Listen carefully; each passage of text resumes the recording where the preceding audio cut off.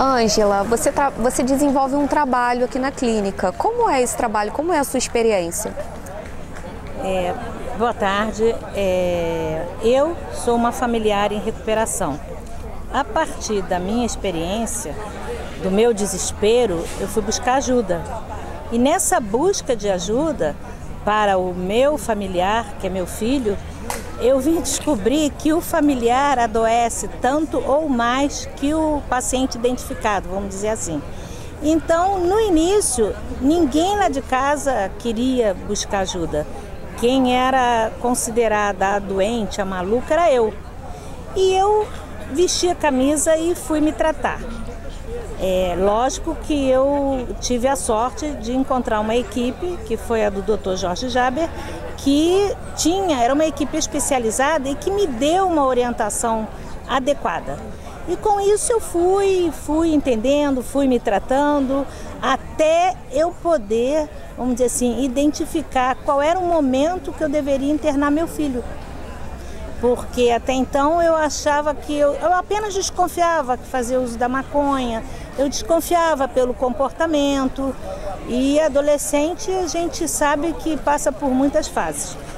Isso é para experimentar, isso é um pouquinho só, isso vai melhorar. Até que realmente apareceu o momento de descontrole dentro da família, dentro da família, e eu então parti para a internação. E com isso eu fui estudando, eu fui me aperfeiçoando, eu queria entender. Na época eu era diretora de escola e eu não entendia nada, eu não sabia nem por onde começar e acabei me juntando a essa equipe e que com o passar dos anos eu pude começar a ajudar também. Como eu fui ajudada, eu comecei a ajudar também outros familiares. Eu já trabalho na Clínica Jorge Jaber há alguns anos. Meu filho, que muita gente diz assim, e seu filho? Meu filho, a trajetória dele foi assim, de diminuir o tipo de droga que usava, mas se envolveu com crime. E passou que é muito normal, que eu não aceito, mas é muito normal acontecer isso, que passou a vender para tirar o dele de graça. E numa dessas ele está preso. E foi enquadrado como traficante com 340 gramas de maconha, mas tinha um atenuante aí que não foi aliviado de jeito nenhum. E eu, como uma familiar em recuperação, apesar da minha dor, eu entreguei mesmo. Acho que faz parte da recuperação dele, da história dele.